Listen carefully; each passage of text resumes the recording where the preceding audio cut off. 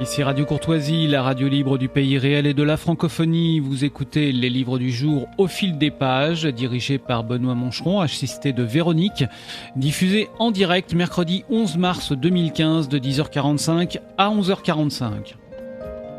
Ces livres du jour sont réalisés par Philippe.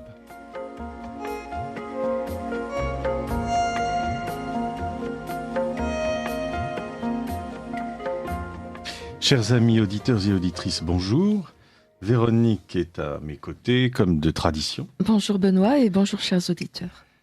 Et deux invités de prestige aujourd'hui, que je suis heureux d'inviter à ce micro. Je veux parler de notre ami Louis-Hubert Rémy et bonjour. De son complice. Vous permettez que je devrais plutôt dire d'ailleurs presque son alter ego, Thierry Martin. Bonjour. Alors, vous êtes historiens avant tout, tous deux. Oui. Mémorialistes. Oui, beaucoup de travail, des dizaines d'années de travail, de réflexion, de recherche de documents, de découvertes, et donc permettant après de faire une synthèse, et en particulier sur la France, sa vocation et ses combats. Vous êtes des passeurs, comme on dit. Oui. On est héritiers d'abord, avant tout, parce que nos pères ont beaucoup travaillé, nos pères ont tout étudié, mais on avait tout oublié. Il a fallu rechercher avec obstination, avec beaucoup de dépenses d'énergie. On sait que vous avez une immense bibliothèque. Je ne sais pas si c'est le cas également de Thierry Martin. Oui, j'ai une assez grosse bibliothèque. Oui. Et que vous avez été d'ailleurs largement à l'origine de toutes ces magnifiques rééditions, enfin je veux parler quant à leur contenu, que les éditions Saint-Rémy ont opéré depuis déjà plus d'une dizaine d'années. Oui. Et donc en particulier tous les auteurs antilibéraux, je les ai tous retrouvés et il a fallu combattre, par exemple Monseigneur de Lassus, la Congélation antichrétienne, que j'ai découvert il y a une vingtaine d'années, il m'a fallu 10 ans pour le faire connaître, en parler, maintenant tout le monde en parle, mais... Oui. Alors, vous êtes des héritiers, je dis, vous qualifiez de passeurs. Oui. En tout cas, vous avez choisi d'être les héritiers d'une école particulière. Vous parliez de l'école antilibérale, mais on pourrait pousser plus loin. En parlant d'école providentialiste. Voilà, l'école providentialiste dont on voit la lignée, en particulier depuis la Ligue, qui est la grande défense, et le renouveau de l'école providentialiste, mais à travers tous les siècles, et dont les deux derniers représentants en France étaient Jean Vaquier et le marquis de la Franquerie. Pierre Virion aussi, il ne faut pas oublier, qui ont été donc les grands défenseurs de cette vocation et mission de la France, bien expliqué par le cardinal Pie, par Monseigneur de Lassus et même Saint-Pie X, qui connaissait très très bien toute la vocation de la France. Alors vous êtes connus tous deux et en particulièrement vous, Louis-Hubert, pour cette monographie consacrée à Sainte Jeanne d'Arc, qui a fêté, qui correspondait à un certain anniversaire. Et là, il y a quelque chose d'important à dire. Il y a deux écoles pour aborder Jeanne d'Arc. Il y a l'école catholique, parce que Jeanne d'Arc appartient avant tout au monde catholique, et l'école universitaire. Et l'école catholique que nous avons redécouvert et mis dans le livre La vraie mission de Sainte Jeanne d'Arc, Jésus-Christ roi de France, comprend le cardinal Pie, comprend Monseigneur de Lassus, Monsieur de la Franquerie, et je suis un peu l'héritier actuel et le seul à défendre complètement l'école catholique. Tandis que l'école universitaire est obligée de mutiler et de supprimer tout un aspect surnaturel et qui est malheureusement l'essentiel du combat de Jeanne d'Arc. Oui, parce que ce qu'il faut bien comprendre, c'est que Jeanne d'Arc, c'est pas un personnage figé. Alors c'est vrai que même l'école universitaire et l'historiographie officielle est obligée de rendre en quelque sorte hommage, et en tout cas de faire de Jeanne d'Arc un personnage important de l'histoire de France. Mais il est figé entre 1412 et 1431, si vous voulez. Alors que précisément l'école catholique, et nous ce qu'on a défendu et ce qu'on défend n'est pas notre marotte, mais c'est la vérité, c'est que en quelque sorte elle continue de vivre, elle est l'expression d'une mission, elle continue de vivre et de porter témoignage pour notre époque. Donc en quelque sorte, Jeanne d'Arc, on n'a pas son corps, puisque tout a disparu, mais dans la réalité, son esprit continue à vivre. Or, ce que veut justement pas l'école universitaire, c'est que cet esprit continue à vivre. En quelque sorte, l'école universitaire a enterré Jeanne d'Arc en même temps que son corps a disparu. Oui, on a l'impression d'une désacralisation, ça participe du désenchantement. Tout du à fait. monde, Absolument. Ce sont des gens qui sont obligés d'évacuer le surnaturel, voilà, parce que y compris dans l'histoire de France, y compris dans toutes les approches historiques. Et malheureusement, le surnaturel, c'est ça l'essentiel de l'histoire de France. C'est comme un arbre mort, finalement. Oui, c'est ça. On a l'impression qu'on a, effectivement, la vie les a quittés. Alors que justement, dans ma brochure de Saint-Louis dont on va parler, je commence par dire que la France... Vous êtes aujourd'hui pour cette brochure, effectivement. Saint-Louis, roi éternel, modèle du roi très chrétien. Ça, c'est donc le titre de cette brochure que vous venez de publier, enfin que vous avez publié il y a déjà 4-5 mois. Oui, c'est ça, oui. Voilà, oui. On peut dire que c'est une publication récente. Oui. Alors, vous développiez le fait que... Alors, avant qu'on commence cette émission, je vous disais, oui, finalement, vous avez publié d'abord sur Sainte Jeanne d'Arc et ensuite sur Saint-Louis, et finalement, Philippe de Villiers vous a en quelque sorte suivi, d'une manière, vous dites, plutôt universitaire, enfin... Son livre est absolument passionnant, parce qu'il a un don d'écrivain. Bon, comme j'ai écrit, il mérite l'Académie française, bien sûr, mais Dieu sait si ces portes sont difficiles à ouvrir.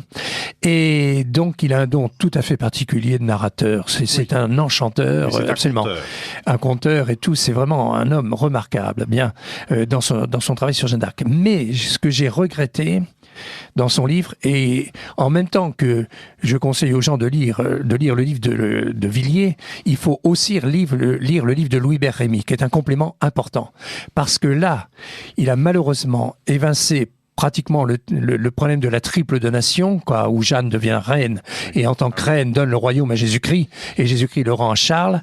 Il le situe au 7 mars, alors que on est sûr maintenant que c'est le 21 juin à 16h à Saint-Benoît-sur-Loire, et donc il en parle très très peu. Alors que c'est le point culminant, comme dit le Père Hérol, le point culminant donc de la mission de Jeanne d'Arc. Bon, il ne parle pas du tout du Père Hérol, il le cite simplement une fois, etc. Mais il ne connaît pas le Père Hérol, qui est donc l'homme qui a fait le procès de béatification et qui a passé 25 ans avec à peu près 6 volumes de 800 pages sur la question, qui est donc le grand monument historique de Jeanne d'Arc. Et donc c'est un peu malheureux ce manque, et voilà, c'est que nos livres se complètent, quoi. Ce sont des compléments. Absolument. Et votre Saint-Louis est un complément indispensable au livre de notre ami, ne serait-ce que parce que vous abordez les fondamentaux. Absolument. Et surtout, et surtout le fonctionnement de la société. Je suis effaré de voir que le schéma que je mets dans ce livre-là, avec des couleurs pour bien expliquer comment les choses se passent, ne soit pas enseigné à l'ENA, tout simplement. Parce que c'est la réalité. C'est la réalité.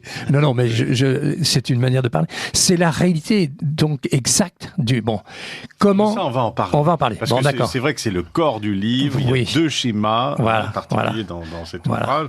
Et avant d'aborder cette question-là, parlons d'abord de ce qui vous a conduit à vous intéresser à Saint-Louis, donc, et donc de cette vocation de la France particulière que Saint-Louis a si bien illustrée, en tout cas a voulu défendre. Et vous dites que le mot France, c'était déjà, je crois, me souvenir que vous l'aviez déjà dit dans le Sainte Jeanne d'Arc. France signifiait creuset. Creuset en hébreu. Donc, c'est une chose très très peu connue. J'ai vérifié auprès de spécialistes, etc. Et le creuset, c'est là où s'élabore et c'est là où se purifient donc les choses, quoi.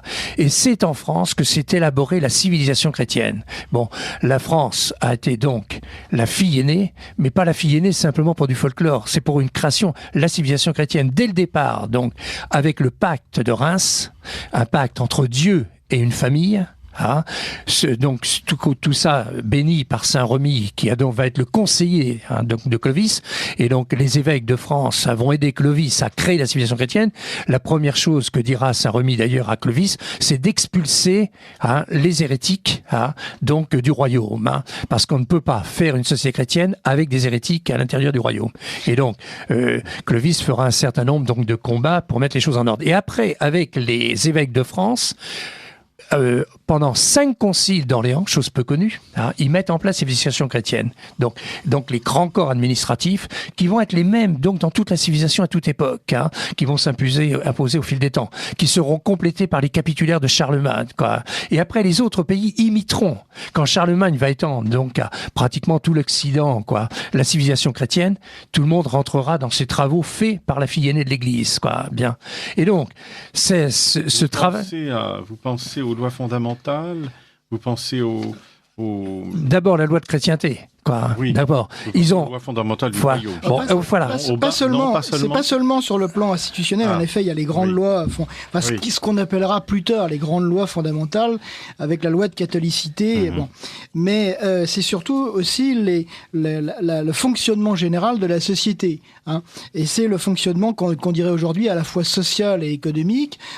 C'est l'obligation de respecter, par exemple, le repos dominical. C'est la loi de charité. C'est la loi de charité vis-à-vis des pauvres, de toutes les populations fragiles, j'emploie des termes volontairement modernes, c'est toutes les relations sociales, c'est l'école, c'est la justice, c'est les hôpitaux, l'hôtel Dieu, c'est la paix de Dieu, la trêve de Dieu, c'est tout le fonctionnement de la société chrétienne qu'on a beaucoup de mal d'ailleurs aujourd'hui à imaginer parce que l'individu n'est rien.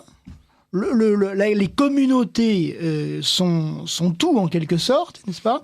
Et il y a une collaboration, si vous voulez, féconde, et je reprends là des termes à la fois des légistes et des termes des canonistes, entre ce qu'on appelle le pouvoir civil ou la société civile, n'est-ce pas, l'État en sens moderne du terme, et la société ecclésiastique et l'Église, si vous voulez. Avec le fait que toute la société est hiérarchisée. Et alors, hiérarchie, c'est très intéressant comme terme parce que hiérarchie, ça veut dire commandement sacré. Et ça veut dire que la hiérarchie remonte. Mais oui, ça remonte au roi et comme par hasard, le roi de France... À l'auctoritas. À l'auctoritas, mais sacré. Et comme par hasard, le roi de France, il est sacré. Donc c'est un personnage en quelque sorte divin ou surnaturalisé, si vous voulez. D'ailleurs, c'est pas pour rien que les légistes appellent le roi l'évêque du dehors, n'est-ce pas? Oui. Donc vous avez toute cette organisation sociale qui descend encore une fois dans les détails. Les décrets du concile sont d'ailleurs à la fois co-signés par les évêques et par les autorités civiles. Et donc vont informer au sens philosophique, c'est l'ensemble de la société, n'est-ce pas, et permettre donc ce fonctionnement harmonieux de la société sous l'autorité du roi, avec un pouvoir qui descend d'en haut, ce qui est évidemment totalement contradictoire. C'est pour ça qu'on a beaucoup de mal à comprendre. En train ça ne vient pas d'en bas, ça vient d'en haut. D'aborder ce dont parlait Louis Hubert, qui est le cœur de son livre. Je lui passe en fait le témoin. Oui, et tout ça dans un seul but. Le salut du plus grand nombre, le salut des âmes, c'est le but continuel, quoi. Voilà. Et donc, le Saint-Louis est l'exemple typique. Il va monter vraiment, c'est son souci constant, quoi. Donc du salut de ces sujets, quoi. Oui. Et alors, vous pensez que c'est d'abord le salut? Est-ce que oui, c'est son salut personnel, le bien commun. Le bien commun, le bien commun, c'est le salut des âmes. Oui. Le bien commun, même matériel, concourt au salut des âmes. Voilà. Et d'ailleurs, c'est ce que dit saint Thomas d'Aquin. Le but de la politique, c'est le salut éternel du plus grand nombre. C'est dans le traité des lois de saint Thomas d'Aquin. Et les ordonnances qu'il va prendre, on en parlera dans le détail après, quoi, va être dans ce souci-là et toujours avec une référence chrétienne, quoi. Et donc, dès que la société se forme, elle se forme avec 3 paramètres. Le premier paramètre, c'est le gouvernant, le roi. Oui. Bien. Et donc, Saint-Remy, qui a mis 25 ans en prière dans la grotte qui est sous la basilique de Reims, qui maintenant est cimentée, quoi, etc. et tout, a prié pour créer la civilisation chrétienne. Et alors il a choisi un homme, il avait remarqué donc les qualités de Mérovée, il a choisi son fils et avec lui il l'a marié d'abord à une grande chrétienne, Sainte Clotilde, pour donc une jeune fille qui avait été très éprouvée et donc capable de supporter donc ce travail colossal, quoi, donc qui va engendrer avec Clovis. Et alors donc première chose, le gouvernant. Après le gouvernant, vous avez la pyramide de commandement. Cette pyramide de commandement, il y a à peu près 1 pour 1000 de la nation française. Bon, 60 millions d'habitants, 60 000 personnes. Cette pyramide de commandement donc va transmettre jusque à tous les sujets ce que décide le gouvernant, donc avec le roi et son conseil. Plus que l'élite alors. C'est l'élite qui commande. Mais cette élite d'abord obéit. Il faut savoir qu'elle n'a pratiquement pas d'initiative. Et si elle n'obéit pas, parce qu'on va voir que c'est la même chose dans la pyramide révolutionnaire, puisque ça fonctionne pareillement, si elle s'obéit, elle est renvoyée. Elle est tout de suite évincée. Elle est d'abord très sélectionnée. Hein, et on monte dans cette pyramide par le mérite, et donc ce sont en général les familles, hein, les mêmes familles qui avaient assuré donc tous ces postes de commandement. Et après, il y a la pyramide qui comprend le reste, c'est-à-dire 59 940 000 personnes qui ne font jamais de politique. Au jour d'aujourd'hui, on verra que c'est pareil. Ils en parlent, mais ils n'en font pas. Oui. Ah, bon, et donc voilà comment. Ne se piquait pas de politique sous absolument. régime. Pendant 1000 ans, ça n'existe pas. Pendant 1300 ans, quoi. Bon, ça ne veut pas dire que localement on ne fait pas de politique, mais là on parlera comment les choses se passent. Hein. Mais donc, au niveau de la société chrétienne, ça fonctionne comme ça, quoi. Bien. Et donc. Tout est en fonction donc du salut du plus grand nombre, et donc on va créer donc des grands corps d'État. Alors il y a une liste qui est toujours la même qu'on retrouve aujourd'hui dans la République, hein, parce que la société fonctionne comme ça. Voilà, bien. Et donc nos ennemis ont pris, les successeurs de la société ont pris bien sûr les mêmes choses et tiennent choses. Mais Thierry Martin alors dans le détail. Oui, ce qu'il faut que Saint-Louis peut-être a. Alors ce qu'il faut bien comprendre pour rebondir sur ce que disait Louis Hébert, c'est qu'en fait la société fonctionne par le gouvernement, par le gouvernant. Il n'y a de société humaine organisée que par le gouvernant. Et ça, c'est l'expérience d'ailleurs. Non seulement c'est l'expérience de la société chrétienne, mais c'est l'expérience même des siècles et des millénaires d'ailleurs. Et c'est tellement vrai d'ailleurs que les philosophes et les jurisconsultes anciens, et c'est dans le traité des lois de Cicéron, expliquent que c'est le gouvernant qui fait la société. Donc c'est à 180 degrés en quelque sorte de l'idée même de souveraineté populaire. Oui. Voilà. Oui. Et donc on a ce gouvernant donc qui fait la société et qui est donc l'autorité légitime. Ensuite on a cette élite et on a les gouvernés. Et il y a, si vous voulez, il y a deux dates intéressantes pour nos auditeurs à retenir, c'est 814, 1214. En 814, donc, on a Charlemagne, et en 1214, on a Saint-Louis. Et en 4 siècles, va s'élaborer, en quelque sorte, jusqu'à un niveau presque de perfection, si tant est que la perfection soit de ce monde, n'est-ce pas? Cette société, donc, chrétienne, n'est-ce pas? Qui est forgée, donc, par le gouvernant, qui est forgée par les canonistes et par l'Église, et qui donne donc ce règne de Saint-Louis, dont le principal animateur intellectuel, si je puis dire, s'appelle tout simplement saint Thomas d'Aquin. Il ne faut pas oublier que le XIIIe siècle, c'est le siècle d'or du Moyen-Âge, et donc on a deux géants en quelque sorte qui se dessinent sur l'horizon. C'est à la fois Saint-Louis donc et saint Thomas d'Aquin. Et donc ils vont en quelque sorte porter à la perfection donc le gouvernement chrétien, la civilisation chrétienne, dans l'idée donc de permettre au plus grand nombre de se sauver. Et ça va se faire à travers un certain nombre de décisions, notamment des ordonnances, notamment le livre des métiers d'Étienne Boileau, qui pose en France tout l'édifice des corporations. Hein. Et les corporations, donc les communautés de métiers, qui sont des communautés donc artisanales ou industrielles, qu'on connaît parfaitement bien, si vous voulez, qui s'auto-organisent. D'ailleurs, c'est tout à fait intéressant. C'est exactement le contraire d'aujourd'hui. C'est exactement le contraire de la loi Macron. C'est-à-dire que Saint-Louis ne dit pas à son ministre, voilà, tu vas rédiger les statuts des corporations. Non, on lui dit, ce sont les corporations qui vont amener leurs statuts et tu vérifieras simplement s'il n'y a pas en quelque sorte de dispositions contraires à la loi, aux bonnes mœurs et aux bonnes mœurs, c'est tout. Hein. Et donc ces communautés donc de métiers, en fait, prennent pour modèle la communauté sociale la plus élaborée, qui est la communauté monastique. Donc on voit une imprégnation chrétienne jusqu'au cœur même de l'intimité en quelque sorte de la vie des gens. Et donc on a cette pyramide de commandement, le gouvernant, l'élite, les gouvernés qui sont pris dans tout ce réseau, si vous voulez, communautaire, ce réseau de charité, ce réseau de... Il faut bien savoir que le code de la société chrétienne médiévale, n'est-ce pas, contrairement à ce qu'on peut croire, c'est pas les 10 commandements. Hein, les 10 commandements, c'est le code moral pour chaque individu. Mais le code de la société chrétienne, ce sont les béatitudes. Mais oui, absolument. Et le sermon sur la montagne, le sermon des béatitudes, c'est véritablement le code de la société chrétienne. Et c'est d'ailleurs bien, c'est pas pour rien si c'est cité et commenté expressément dans la Cité de Dieu de Saint-Augustin. Hein. Et la civilisation chrétienne, la société chrétienne et la royauté sacrale française, ça va être d'une certaine façon la volonté de réaliser le sermon sur des béatitudes. C'est une distinction très importante parce que les commandements, évidemment, quand on parle des commandements, c'est très négatif. Oui. Hein, c'est tu ne tueras pas, alors que les béatitudes nous placent plutôt dans une perspective positive. Tout à fait, et collective en plus. Et collective. Communautaire, dirions-nous. Oui. Voilà. Et Saint Louis commencera d'abord par la grande ordonnance de 1254, qui est une ordonnance anti-droit de l'homme. Alors attendez, je crois que Véronique veut nous rappeler que nous sommes sur une certaine radio. Vous écoutez Radio Courtoisie, au cas où vous ne l'auriez pas deviné, oui. Et Benoît Mancheron reçoit ce matin, en direct, ce mercredi matin, Louis Hubert Rémy et Thierry Martin pour une émission qui nous fait remonter aux racines de la France. Alors, oui, vous nous parlez des droits de l'homme, n'est-ce pas? Oui, parce que la grande ordonnance de 1254, qui s'adresse à tous les fonctionnaires, donc à toutes les personnes qui ont des responsabilités, leur demande d'être des serviteurs, alors qu'à notre époque, nous avons des profiteurs, hein, et surtout d'être avec une pleine équité, et de ne pas s'enrichir en dehors que donc de leurs fonctions. Et ça, donc, c'est vraiment au service donc, de la chrétienté, qui est le contraire donc des droits de l'homme.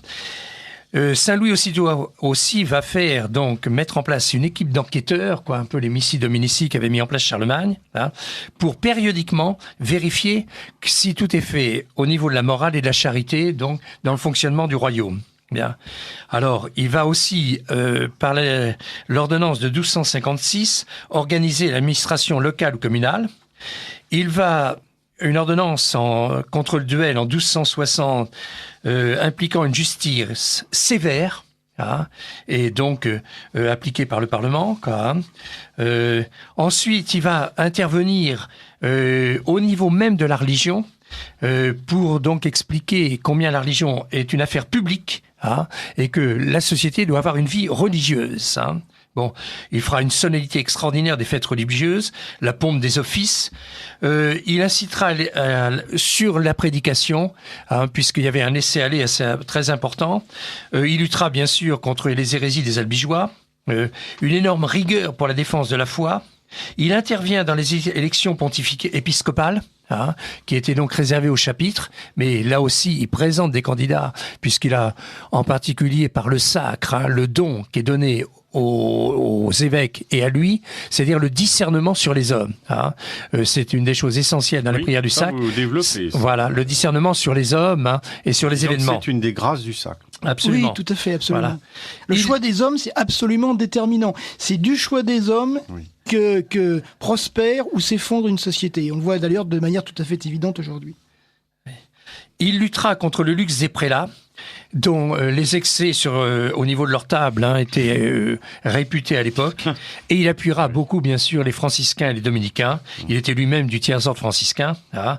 Donc, une réforme énergique contre les abus des clercs, quoi. Même le pouvoir temporel, donc, a son mot à dire dans ce genre de choses, quoi. Et il y a une anecdote importante où un évêque avait, dans sa juridiction, condamné un noble, et ce noble avait fait donc appel au roi.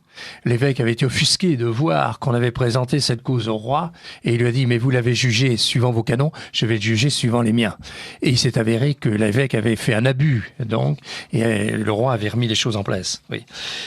Il remettra de l'ordre au niveau de la noblesse, contre les privilèges, bon, luttera terriblement contre la guerre privée, et en 1258 interdira les guerres privées. Ce qui fait, il fait une unification de la France qui ne se faisait pas. Et il le fera d'ailleurs dans les finances, hein, supprimant des quantités donc de monnaie, hein, particulières. Tous ces budgets ont été en équilibre. Et plus que ça, il a diminué les impôts d'une façon très très sensible, hein, plutôt que de taxer à tour de bras comme le fait notre époque, hein, etc. Et lui, justement, supprimer des impôts, quoi. Il s'occupera particulièrement des femmes. Bon, d'abord, l'exemple de son ménage, quoi, est quelque chose d'extraordinaire, quoi, l'éducation de ses enfants, même son respect vis-à-vis de sa sainte mère, quoi, est aussi un exemple. Il a une famille nombreuse. Une famille nombreuse. Il a donc une sœur qui est une sainte, Sainte Isabelle, quoi, et donc ils vivent. Mais bon, il disait tous les jours le petit office de la Sainte Vierge. Il récitait le chapelet en famille. hein, avec le roi, donc président, donc le chapelet en famille, une éducation religieuse très fine, très poussée. Le catéchisme, il disait le chapelet, et donc il disait, oui, et donc le petit office de la Sainte Vierge tous les jours. Il surveillait l'éducation religieuse de ses enfants, leur faisait lui-même le catéchisme, etc. Quoi, pour dire un exemple. Et donc il va lutter contre la coquetterie et les toilettes. Il va défendre le respect du lien conjugal. Il va insister sur le rôle de la mère. Il remet en valeur terriblement le rôle de la femme chrétienne. Hein. Bon, et on sait tous que les saints de France doivent leur sainteté à leur mère. Hein. On devient un saint sur les genoux d'une mère. Hein. Quand on apprend d'abord, la première chose que les femmes de France apprenaient, c'est une chose qu'il faut rire aujourd'hui, de ne jamais mentir à un enfant. De leur dire à l'enfant de ne jamais mentir. C'était l'éducation première. C'est pour ça qu'on nous appelle les francs. Parce que donc on ne mentait pas. Hein. Le mensonge, ce sont les gens, hein, donc de l'extérieur qui mentent. Chez les catholiques, on ne ment pas, quoi. Et oui. Voilà. Alors, il faut faire bien sûr un énorme travail, quoi, au niveau de l'enseignement. Il étend les écoles dans chaque paroisse. Hein. Il fait une unification de la langue. Bon, il est très attentif à l'enseignement de l'université, reprenant avec attention la scolastique, bien sûr, et le syllogisme, hein, qui ont fait donc la fortune, non, de l'approche de la vérité, s'appuyant sur donc Albert le Grand, saint Thomas d'Aquin, saint Bonaventure. Il développe terriblement l'éloquence, la poésie, les troubadours, la science du droit, les mathématiques, les sciences physiques, les sciences nat, la médecine. Bon, j'ai pris tout ça dans Le Coin de la Marche, quoi, qui a fait donc les 2 livres les plus importants sur Saint-Louis, qui mériteraient d'être connus de tous les Français, quoi. Le Coin de la Marche qui a fait donc sur un livre extraordinaire sur l'organisation, quoi, donc de la civilisation chrétienne au IVe siècle. Enfin, c'est le grand historien chartiste, hein, qui a fait, voilà. Bon, il amènera les arts à son apogée, et il est indéniable que la Sainte-Chapelle est l'apogée, quoi, donc de tout l'art français. Ah, on appelle ça l'art gothique, je ne sais pas pourquoi, qui a inventé ce mot-là, qui a imposé cela. Ça s'était imposé au 19e siècle, ça ne correspond absolument à rien. On devrait appeler ça l'art français, quoi. Bon. Et la Sainte-Chapelle, qui est donc l'écrin où était la couronne d'épines, quoi, et l'explication même, hein, donc de la vocation de la France, quoi.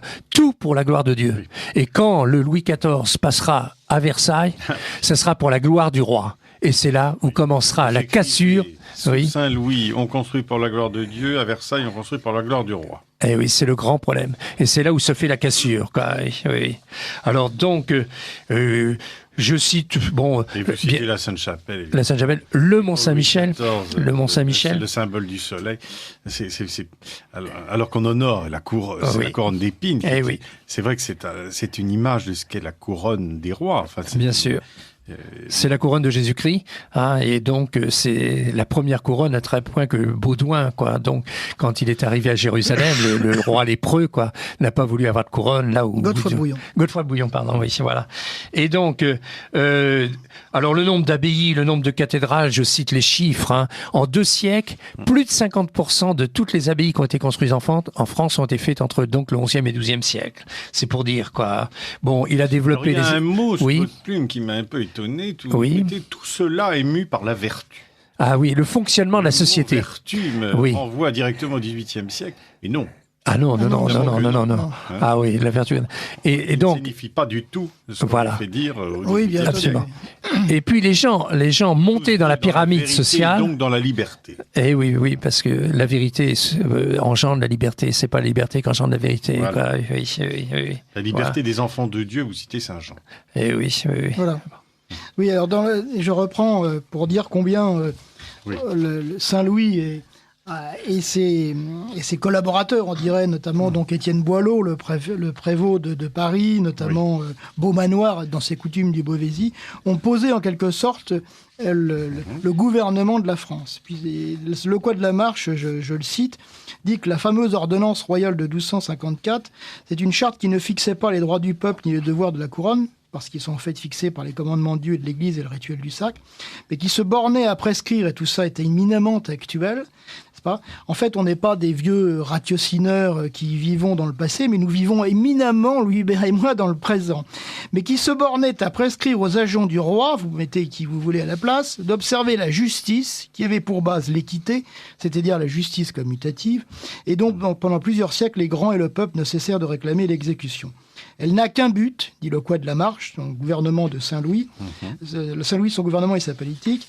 Elle n'a qu'un but, protéger ses sujets contre les excès du pouvoir ou la corruption de ses fonctionnaires, assurer la distribution de la justice aux faibles et aux pauvres. Voilà. Oui. Alors, donc, sur la base de cette ordonnance de 1254, Saint-Louis fait ce qu'on appelle enquérir, c'est-à-dire en fait il envoie 2 par 2 des moines des ordres mendiants, et notamment du grand ordre de Saint-François, n'est-ce pas, les frères mineurs, n'est-ce pas. Il est sûr que ceux-là ne seront pas corruptibles, en quelque sorte, et qui enquêtent sur l'administration d'un certain nombre de gens. Et des grands du royaume, et je vais vous donner 2-3 exemples. Il y a un livre très récemment qui est d'ailleurs le produit d'une thèse qui a été faite par une universitaire. Alors elle donne des statistiques, parce qu'aujourd'hui, même dans les thèses historiques, il faut donner des statistiques, il faut se donner un vernis faussement scientifique. Mais voilà, par exemple, quelques exemples. Un bel de la localité de Nonette en Auvergne avait vendangé la vigne d'un administré en s'en appropriant le produit. C'est la brutalité des féodaux. La féodalité a un côté positif et un côté négatif. Là, à partir de Saint-Louis, il a un côté négatif. Il remboursa. Le connétable d'Auvergne, un personnage tout à fait important, son bailli, se faisait héberger gratuitement dans des maisons religieuses, prélevait des impôts à titre personnel, mais la Trémouille fera la même chose sur Charles VII, se faisait arroser pour dispenser certains nobles du paiement des impôts dus, ou avait accepté avec sa femme des cadeaux pour rendre un jugement favorable dans les procès. Après enquête et jugement, il fut sévèrement châtié. À Orléans, un bailli est déposé pour avoir entretenu une concubine. Le péage sur le sel excessif est divisé par 6. Et sur le produit, il est distrait une somme qui sera donnée à un lépreux pour s'habiller, etc., etc. Et ça va très très loin. Par exemple, Étienne Boileau, le prévôt de Paris, donc, qui est à l'origine du fameux livre des corporations, dit, il maintint et garda si bien la prévôté que nul malfaiteur, nul larron, nul meurtrier n'osa demeurer à Paris, qui ne fut aussitôt pendu ou exterminé, c'est-à-dire expulsé, je dis bien. Ni parenté, ni lignage, ni or, ni argent ne les purent garantir. La terre du roi commença à s'amender et le peuple y vint pour le bon droit qu'on y faisait. Et Boileau fit même pendre son propre neveu parce qu'il ne pouvait s'empêcher de voler au dire de sa propre mère, ainsi que son compagnon de désordre qui n'avait pas rendu une bourse qu'il avait empruntée. Voilà la réalité du gouvernement de Saint-Louis. Vous voulez dire qu'il y avait la justice. Exactement. Voilà. Mais oui. Voilà. Le chêne de Saint-Louis n'était pas un vain mot. Mais non, bientôt. Et ce que d'ailleurs redemandent les peuples, et d'ailleurs la justice en hébreu, ça veut dire la sainteté. C'est toute la doctrine de la justification. C'est pas et la justice, c'est la base du gouvernement et du gouvernement des hommes. Quand il n'y a plus de justice, il n'y a plus d'autorité. Et quand il n'y a plus d'autorité et de justice, il n'y a plus de respect. Ce que devraient méditer certains de nos gouvernants actuels.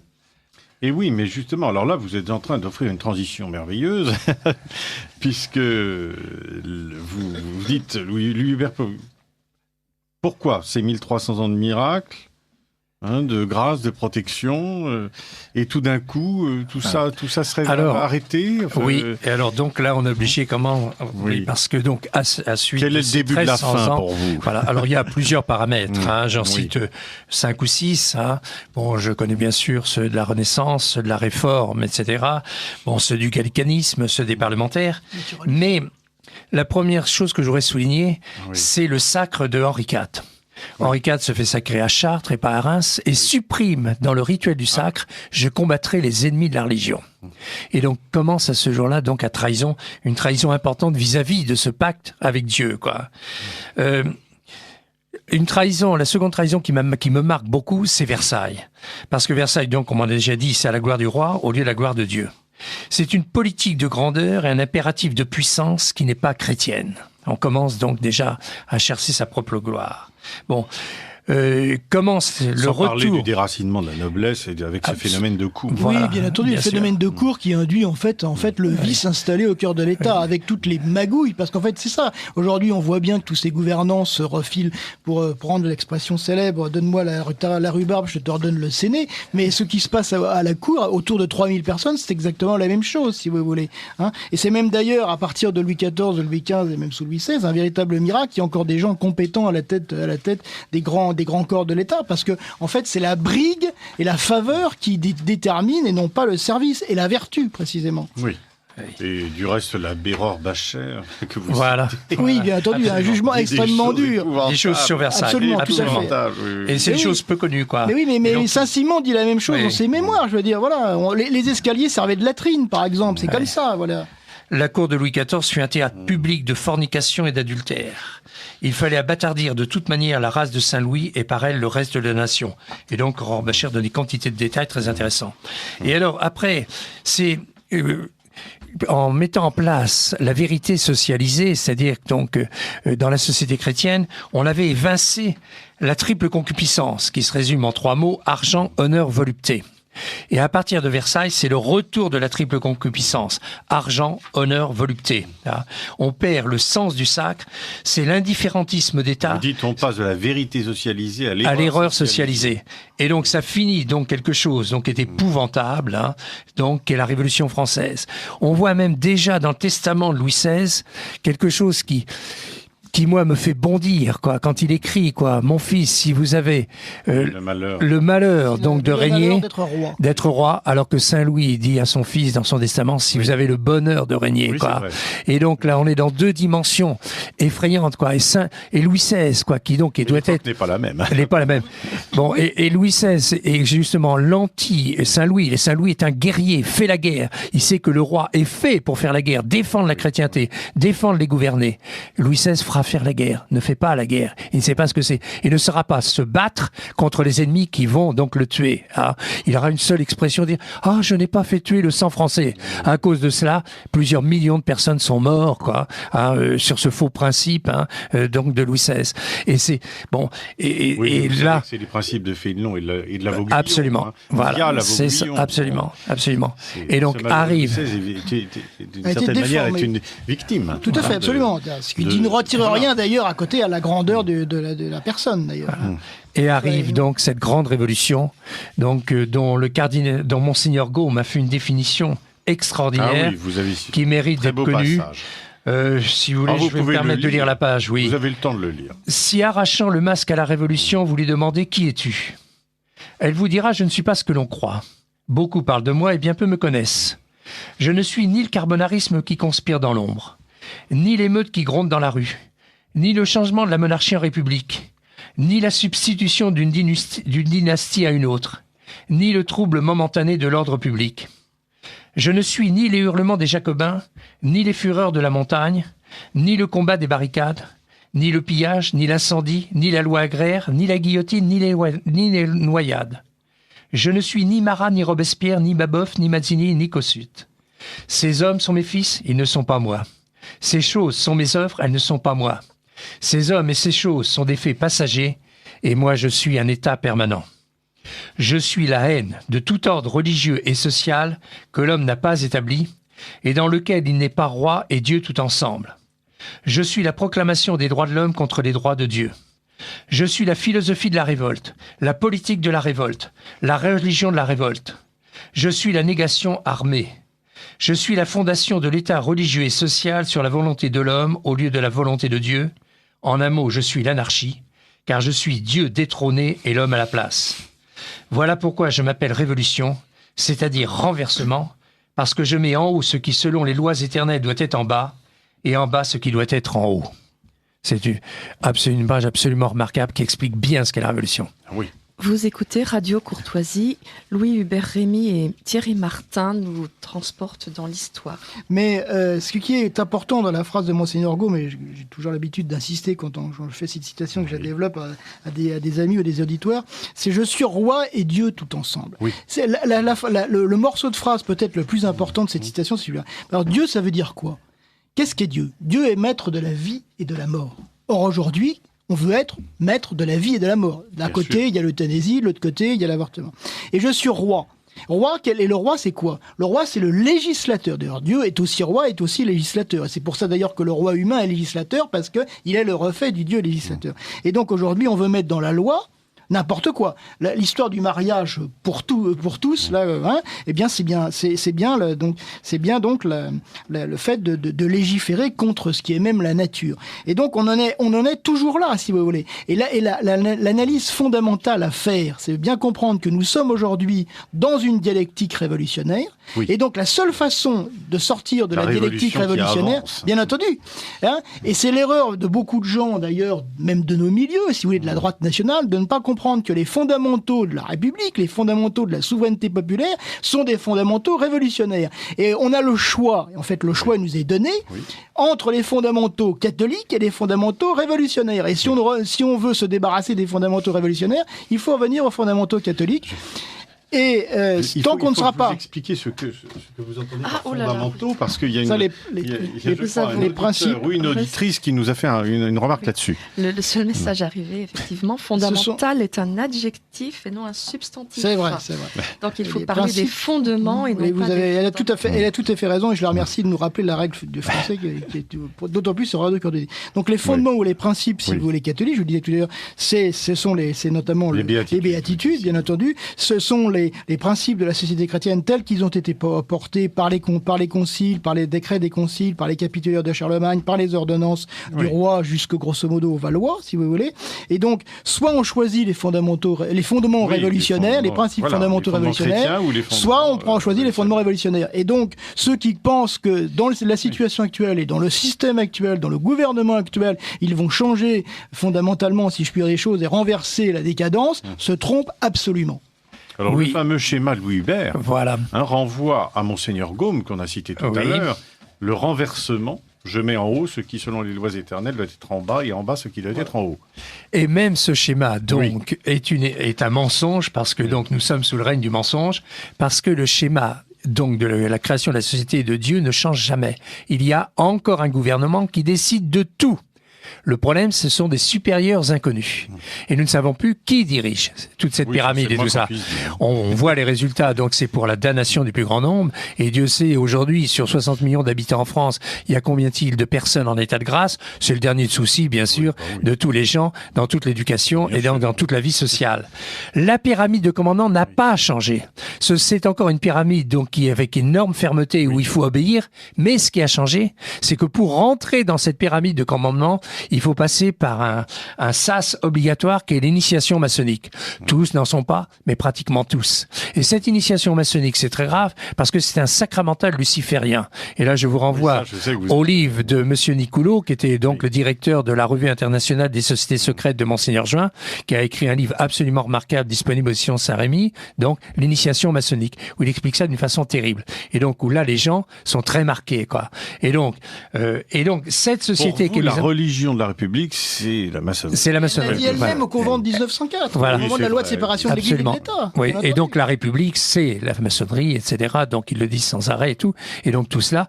Et les gouvernés sont, eux, là, des victimes. Ils ne font rien. Ils parlent de politique, ils votent. Mais ils votent pour qui? Pour des gens choisis par les partis. Parce que donc, la société révolutionnaire va diviser les gouvernés en partis PARTIES, et à chaque parti PARTIES va mettre un parti. Et c'est elle qui choisit les gouvernants du parti. Si les gouvernants leur plaît pas, elle n'en parle pas. Et donc, ça meurt tout seul. Hein. Bon, mais si les gouvernants plaisent et rentrent dans le plan, elle en parle et donne du pouvoir, etc. Bon, qui ne mettra jamais en question le gouvernant. On déplacera éventuellement quelques personnes de la pyramide de commandement, mais on ne touchera jamais au gouvernant, parce qu'on ne sait même pas qui c'est. Bien. Ce qui fait qu'il est impossible de résoudre humainement, c'est mécanique. Si, ce sont les oligarchies. Les oligarchies, bien sûr. On a 200 ans d'expérience, ça, et donc il est impossible. Et les rêves des gens, donc, qui pensent que par le vote, on peut résoudre l'affaire, mais c'est une aberration. Bah non, hein. Et donc, on ne sort pas du système. Absolument. Quoi. Oui. Voilà. Et donc là, je conseille de lire le livre hein, donc, de Maignan. Hein, sur donc le suffrage universel, qui est le livre qui analyse mieux, c'est un docteur en théologie, hein, qui analyse mieux le problème donc du vote et qui montre que c'est l'acte révolutionnaire par excellence, c'est-à-dire par le vote on reconnaît l'autorité. Comme autrefois, il fallait plier les genoux devant Baal. Donc, c'était rien du tout comme geste, mais c'était reconnaître l'autorité. On donnait le grain d'encens aux idoles, c'était rien comme geste, mais on reconnaissait l'autorité. Là, on vous demande de voter, c'est pour reconnaître l'autorité. Nous ne voulons pas cette autorité, nous ne votons pas. Alors, on dit, mais vous allez ça va amener une catastrophe. Je leur dis d'abord, la catastrophe, c'est vous qui l'entretenez depuis 200 ans. Parce que moi, je crois qu'il y a une solution. Il est déjà dans la catastrophe. Voilà. Je crois qu'il y a une solution, c'est celle de Jeanne d'Arc. Jeanne d'Arc est arrivée sans parti, sans argent, sans rien. Elle s'appuie sur Charles VII, qui n'est ni parti, ni argent, ni troupe, rien du tout. En 4 mois, tout se remet en ordre. Parce que donc, c'est le plan de Dieu. Dieu, tenu par le pacte de Reims, donc, forme une jeune fille. Elle n'a pas des voix, elle a des éducateurs qui la forment, qui lui donnent une autorité dans le gouvernement du roi, qui obtient donc du roi donc le sacre. Elle lui dit, il faut aller se faire sacrer. Et le jour où il est sacré, tout fonctionne. Dès le lendemain, il y a le guérison des écrouelles. La France entière, c'est le oint de Dieu. Toutes les femmes de France envoient leurs bijoux pour refaire le trésor royal, etc. Et tout se remet en ordre. Toute la noblesse arrive pour prendre les places, etc. Et tout fonctionne en 4 mois. Bon, eh bien, ça, Dieu, qui est devenu le Christ roi de France, ne nous abandonnera pas. Et c'est la seule solution. Il n'y a aucune autre solution. Vous pouvez tout essayer. Sans moi, vous ne pouvez rien faire. Je crois qu'on a à peu près tout essayé. On a à peu près tout essayé. On a tout essayé. Le moment ne serait-il pas venu, comme le dit Monseigneur Pi, le cardinal Pi dans le fameux sermon de Saint-Hilaire. On a essayé de tout. Ne serait-il pas venu le moment d'essayer la vérité? Voilà. Oui. C'est ce que Dieu veut. Et donc, Saint Pie s'en parle. Disons en tout cas de sortir des idéologies. Absolument. Voilà. Saint Pie s'en parle. Saint Pie XII en parle. Je cite les 2 textes de ces 2 grands papes, etc. Et donc, après, nous avons tous les auteurs, comme le cardinal Pi, Monseigneur de l'Assumption, Père Hérol. Ce qui est extraordinaire avec votre petit livre, c'est que on s'aperçoit, vous comprenez, on nous parle constamment des valeurs de la République. On nous parle constamment on nous fait la leçon. Oui, tout à fait. Avec tout ce qui s'est passé depuis le début de l'année, là. Avec des coups de règle sur les doigts. Alors qu'on s'aperçoit, mais d'abord que la France n'a pas commencé en 1789, évidemment, et qu'en plus de ça, il y a tout l'héritage dont vous parlez. C'était autrefois ce qui caractérisait ce qu'on peut parler une société la France éternelle. Enfin, oui, bien entendu. Voilà. Parce qu'on se moque souvent, on dit la France éternelle, ça n'existe pas. Vous avez remarqué, certains socialistes... Oui, mais le ministre de l'Intérieur, Cazenave, a dit mais tout ça, c'est de la folie furieuse, c'est même dangereux, d'ailleurs. Oui, c'est même dangereux. Eh bien, oui. Et la France éternelle avait un paramètre essentiel, c'était la très sainte Vierge Marie. Et on ne peut pas oublier d'en parler, parce que Regnum Gallier, Regnum Marié, j'aime répéter, quoique donc, la France avait 600 000 édifices religieux, c'est pas moi qui le dis, c'est l'abbé Fusé dans le livre remarquable, donc, de Marie, Reine de France. Je donne les éléments de ce livre dans la brochure. Et donc, partout, il y avait une statue de la Sainte Vierge. Et autour de cette statue de la Sainte Vierge, des millions d'ex-voto à travers les siècles. Et je dis toujours, où trouvez-vous des ex-voto dans les temples protestants, dans les synagogues, dans les mosquées? Nos pères payaient des ex-voto parce qu'ils avaient eu les grâces de protection, les grâces de guérison, des grâces de miracles, etc. Et il faut revenir donc à cette notion de Marie, Reine de France, qui va triompher, on en est sûr, elle va triompher pour son fils, le Christ, roi de France, pour le règne du Sacré-Cœur. Et donc devenons de grands chrétiens, parce que le règne du Sacré-Cœur se fera avec des grands chrétiens, pas avec des chrétiens à la gomme de chevaux de bois, et donc avec des gens mutilés, qui sont toujours en train de composer, qui sont toujours en train de se plaindre, etc. Et le grand combat à faire sera à faire pour le règne du Sacré-Cœur. Pour le moment, on va essayer de nous embarquer dans des quantités de combats, des faux combats qui ne nous concernent pas. Aujourd'hui vont arriver les châtiments parce que il est indispensable que Dieu montre combien on s'est moqué de lui, et ces châtiments vont être horribles. Et quand il y a châtiment, on s'enferme avec la Sainte Vierge comme au Cénacle. Au Cénacle, pendant la Passion, ils étaient à 100 mètres de chez Caïphe. Et donc, avec Jérusalem qui était dans un état épouvantable. Ils étaient à peu près 200 dans le Cénacle, avec bien sûr toute l'intendance que ça représente. Et bien, ils étaient là complètement protégés. Au moment donc du sac de Jérusalem, dans les 70, Saint Siméon avait dit à tous les chrétiens, quand il avait vu l'abomination de la désolation, on n'a pas le temps de développer, mais c'est extraordinaire à raconter ce qui s'est passé, il a envoyé tous les chrétiens dans la montagne. Et là, on attend la justice de Dieu. La justice de Dieu, on ne se met pas entre les deux. On la contemple, et après, on combattra. Ça sera sportif pour ceux qui veulent bagarrer. Il y aura ce qu'il faut. Mais pour le moment, on ne rentre pas dans ces faux combats. Vous êtes un homme d'espérance. Oui. Véronique va nous lire quelques réflexions d'auditeurs. Oui, un auditeur qui apprécie énormément cette émission et qui nous envoie 3 informations. Alors, l'art francien est nommé en latin Opus Franci Genum, l'œuvre du génie des Francs, expression qui vient d'un moine bénédictin contemporain de Saint-Louis. 2. Toute la musique occidentale est née dans les cathédrales et la Sainte-Chapelle et autres monuments médiévaux de cette époque. Il s'agit uniquement de l'Île-de-France. C'est la musique médiévale polyphonique. Et 3, le terme gothique vient de Giorgio Vasari du XVIe siècle et repris au XIXe. Oui, bien entendu. Oui, c'est une expression de la Renaissance, d'ailleurs. C'est avec le rejet d'ailleurs de la. Oui, il nous reste assez peu de temps, donc effectivement, vous allez. De toute façon, on ne va pas dire tout ce qui se trouve dans notre ouvrage, ce serait trop facile, ça. Alors, le ouvrage, vous pouvez le commander donc au ACRF, boîte postale 2, 44 140, Aigrefeuille, et ça coûte 10 € franco. Hein, je fais donc je vais pas payer le port pour les auditeurs. Non, voilà. Et donc le titre en est Saint-Louis roi éternel. Voilà, très bien. C'est l'expression de Chateaubriand que j'ai reprise parce qu'elle est très belle. Oui. Et alors nous allons fêter bien sûr la triple donation avec les amis du Christ roi de France, comme tous les ans à Saint-Benoît-sur-Loire, le 20 juin. Le 20 juin prochain, on vous y invite. On passe la journée, donc une journée à prier pour la France, à être fidèle donc à la triple donation.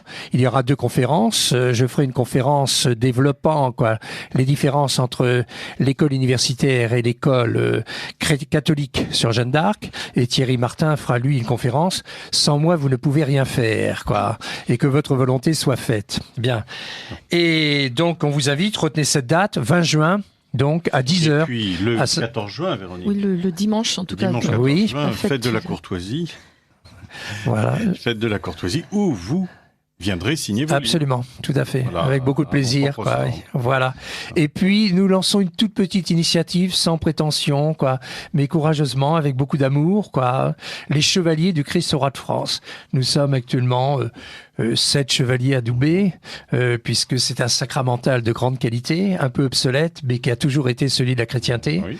Et donc d'hommes qui veulent se consacrer au combat du Christ roi de France, à la prière pour le Christ roi de France. Ceux qui sont éventuellement intéressés peuvent nous joindre. Vous voyez ça sur le site donc des amis du Christ roi de France. Donc vous faites amis du Christ roi de France à Google et vous trouvez donc toutes les coordonnées.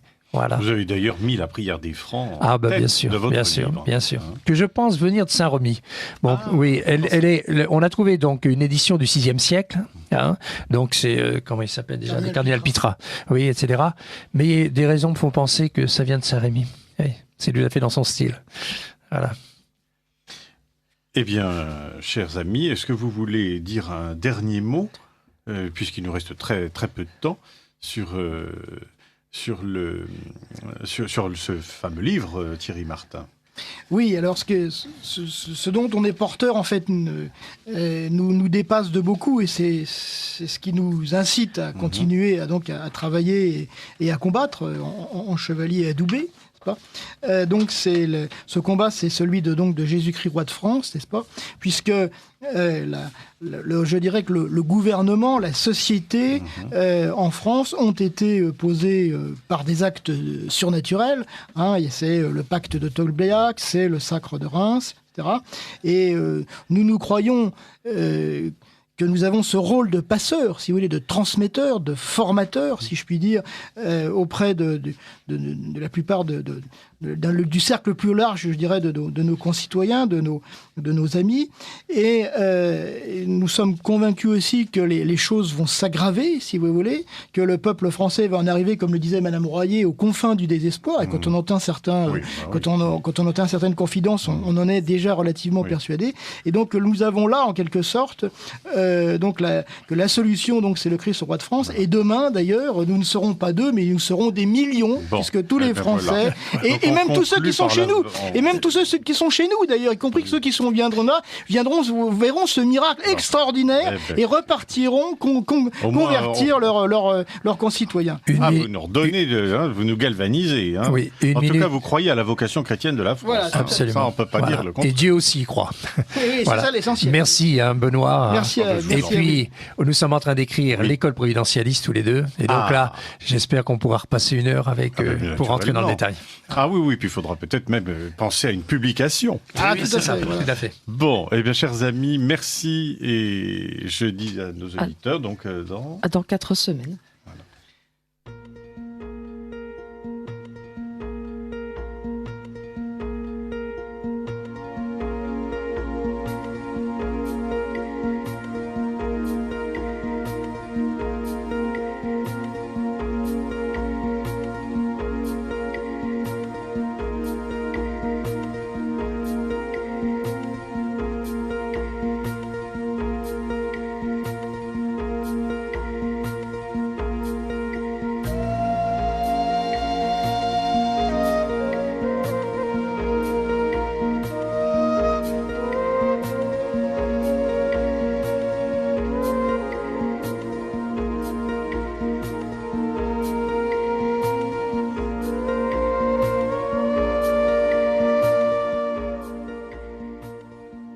Ici Radio Courtoisie, la radio libre du pays réel et de la francophonie. Vous venez d'entendre les livres du jour au fil des pages, dirigés par Benoît Mancheron, assisté de Véronique, diffusé en direct mercredi 11 mars 2015 de 10h45 à 11h45.